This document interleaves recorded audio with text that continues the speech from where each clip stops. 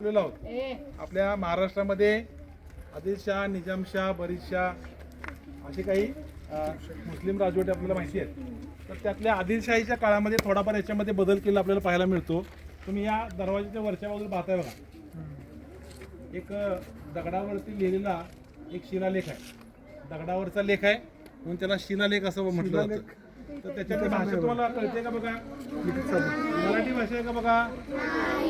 इंग्रजी आहे का? मग कोणत्या भाषेत असेल तो? नाही, तो सुद्धा नाही आहे. ती पारसी भाषा आहे.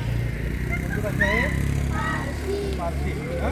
आता त्या काळातला आहे. आणि महत्त्वाची गोष्ट बघा, ज्या ठिकाणी खालच्या बाजूला तिथं तळाला तुम्हाला ते तडा गेलेला दिसतं का? तडा गेलेला म्हणजे काय तर त्याच्यावरती जोरात आपटलेला आहे.